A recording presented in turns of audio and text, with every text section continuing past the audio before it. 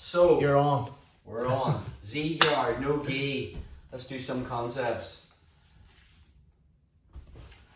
So 6 things we need to be thinking about. Switch position. You're in the wrong pen, see.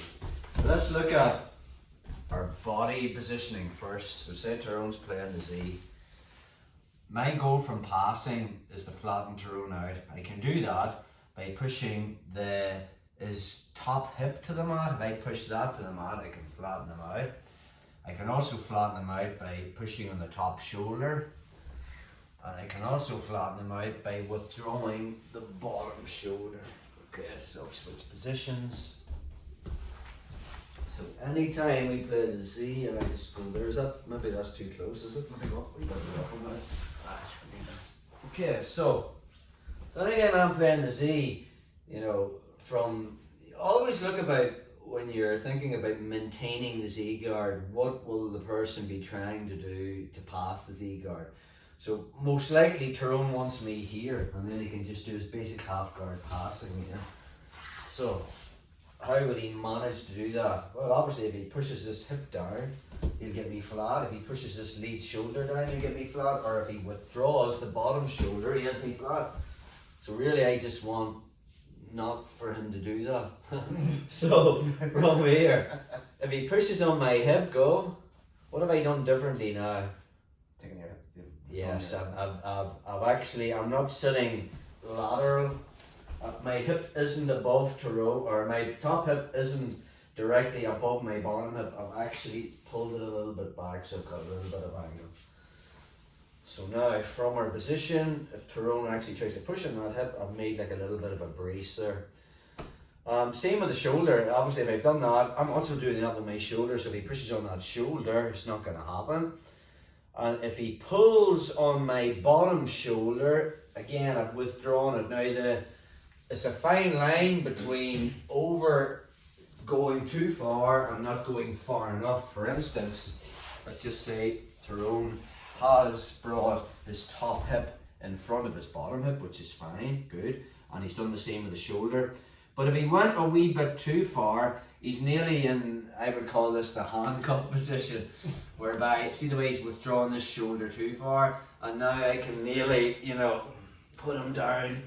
He's went too behind on this shoulder, so it's just about finding that happy medium, and the only way to get better at that is by drilling it and playing it. We'll stick it all into a drill after we do that. So that's what I should be doing with my body. Let's look about what we should be doing with our legs now. So hold on, just you turn around so your ass is facing the camera. So it's different in gi. In gi, I don't have to don't read my fucking toes. Samurai sword notification.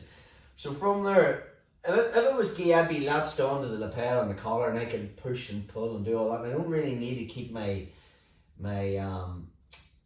half guard closed. But the only way I can play no gi and control Tyrone's hips is by crossing my ankles.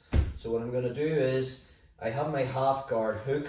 My half guard leg then goes underneath the heel of the leg that's on the bottom. Alright.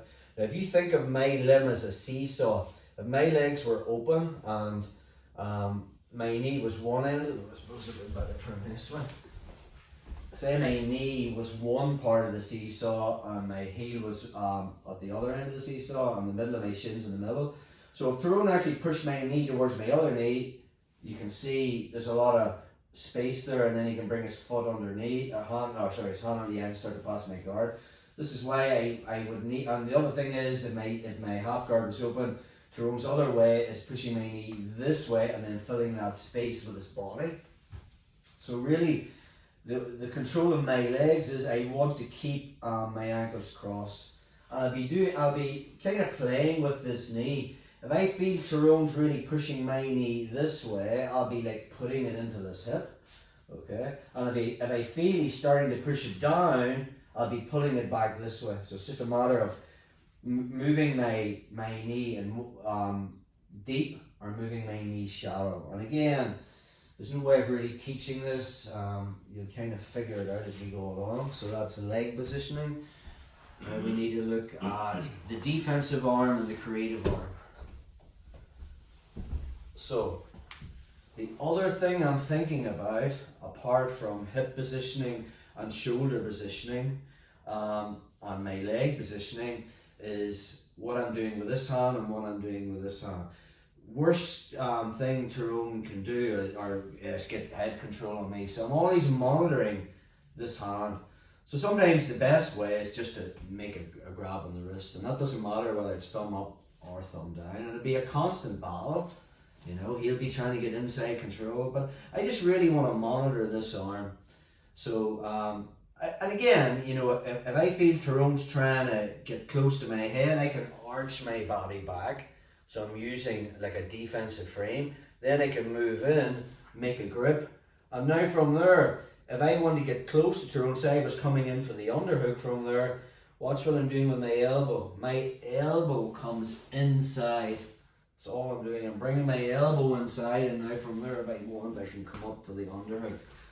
I'm also aware when I do move inside, you know, Tyrone wants to swim, re-swim, so the way he's got inside control now, and he'll make grips. So anytime Tyrone tries to swim inside, see the way I can bring my elbow towards his leg.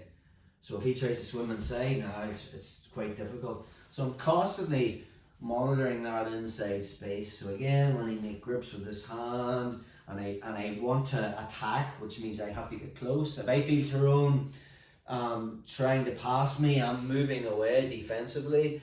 See the way I've kept my hip in front of my bottom hip, my shoulder is in front of my bottom shoulder, and now from there, for me to start attacking from this position, now I'm starting to be coming in close, and I'm bringing my elbow inside. So if Tyrone tries to re-pummel there, see the way he can't get his hand inside, I made a wedge with my elbow against his leg, and then when the moment's right, I'll be coming up and winning that underhook and stuff.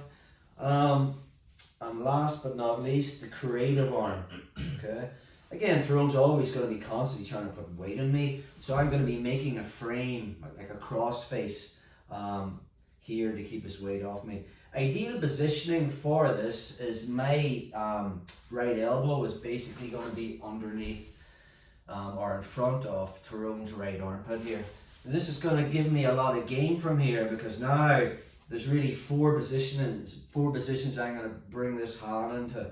One, I can bring it underneath and start working sweeps and attacks from here to get into leg locks and stuff. That's one option.